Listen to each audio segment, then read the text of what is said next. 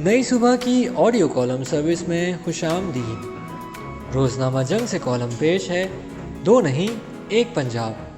Column نگار ہیں منصور آفاق اور آواز ہے ہانیہ مبین کی۔ اگر آپ نئی صبح کی آڈیو لائبریری سے مستفید ہونا چاہتے ہیں یا ہمارے ساتھ والنٹیئر کرنا چاہتے ہیں تو وزٹ کیجیے ہماری ویب سائٹ www.naisubha.org naisubah.org۔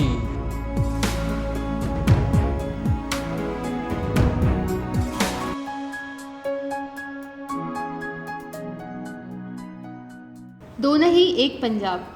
مجھے یقین ہے کہ میرے کالم کی اشاعت تک قاسم خان سوری کے خلاف تحریک عدم اعتماد دوسری بار واپس ہو چکی ہوگی، مگر قومی اسمبلی میں ہونے والی ہنگامہ آرائی اور طوفان بدتمیزی کے بعد پارلیمنٹیرینز کا مختلف ٹی وی چینلز پر بیٹھ کر اپنی پارٹی اور ساتھیوں کا دفاع کرنا انتہائی افسوسناک عمل ہے۔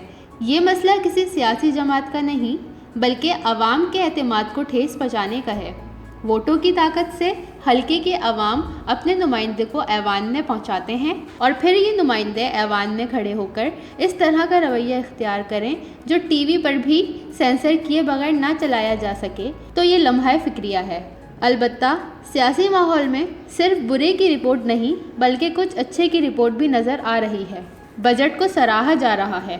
اس بجٹ سے پنجاب میں پی ٹی آئی کی مقبولیت میں اضافہ ہوا ہے۔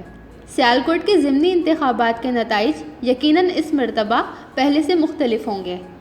پی ٹی آئی کے امیدوار کیسر بیرار کامیاب ہو جائیں گے۔ ویسے کیسر بیرار سیالکوٹ میں اپنے رفاہی کاموں کی بدولت بہت مقبول ہیں۔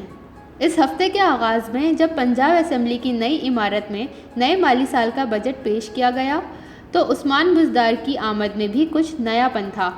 ان کے بااعتماد نظر آنے کے ساتھ ساتھ اسمبلی میں مؤدبانہ انداز میں داخل ہونے کے بعد جب اپوزیشن بینچوں کے پاس سے گزرے تو قائد حزب اختلاف حمزہ شہباز کو سلام کرنے میں کوئی آڑ محسوس نہیں کی۔ کم از کم اس بات سے تو اطمینان ہوا کہ ابھی بھی سیاست بغض اور کینہ سے کچھ حد تک پاک ہے۔ سیاست میں رکھ رکھاؤ اور ادب کے تقاضے آج بھی فالو کیے جا رہے ہیں۔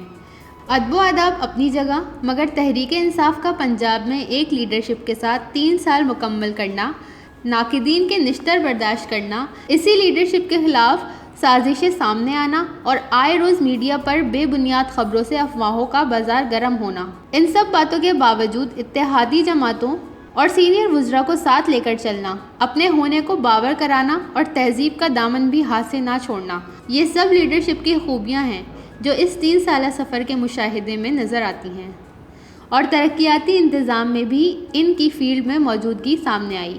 تاہم یہ بجٹ موجودہ سیاست اور مستقبل کی حکمت عملی کے حوالے سے انتہائی اہم موڑ ثابت ہوا۔ بہرحال سیاست کا اصل معیار جانچنے کے لیے اس وقت بجٹ ہی واحد پیمانہ ہے۔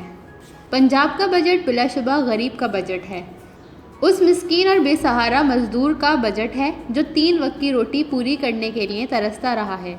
ورکرز کی اجرت 17,500 سے بڑھا کر 20,000 کر دینا میرے نزدیک اس بجٹ کی اہم ترین ہائی لائٹس میں سے ایک ہے۔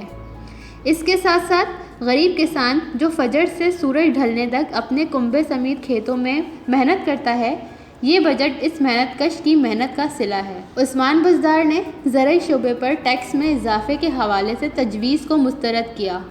اس کے علاوہ ترقیاتی بجٹ میں شعبہ زراعت اور فوڈ سیکیورٹی کے لیے 32 ارب روپے مختص کیے۔ زراعت اور لائف اسٹاک کے شعبے کے بجٹ کے لیے نئے مالی سال میں 300% کا اضافہ کیا گیا ہے اور محکمہ آبپاشی کے لیے 31 ارب روپے کی رقم مختص کی گئی ہے۔ ان اقدامات سے فصلیں سیراب ہونے کے ساتھ ساتھ کسان کی زندگی میں معاشی استحکام کی امید کی جا سکتی ہے۔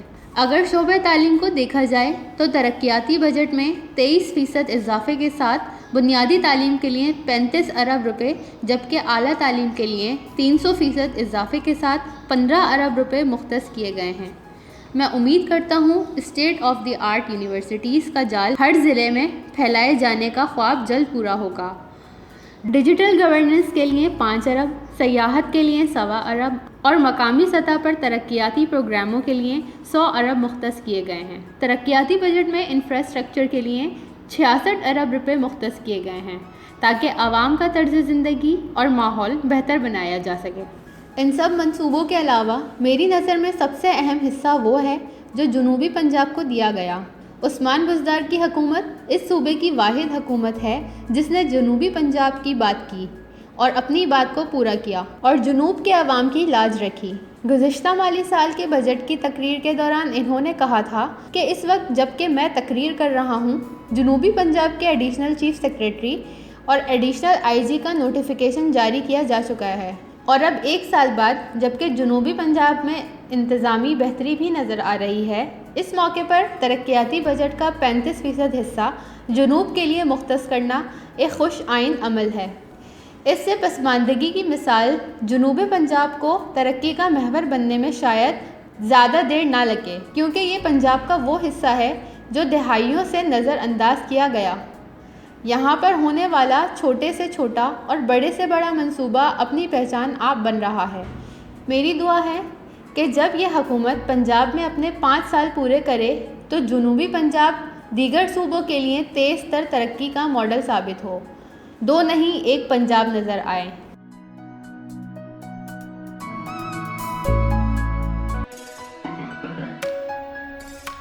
یہ معلوماتی مواد نئی صبح کی جانب سے پیش کیا گیا۔ اپنی آراء کے اظہار کے لیے کامنٹ کیجیے یا ڈسکرپشن میں دیے گئے رابطے کے ذرائع استعمال کیجیے۔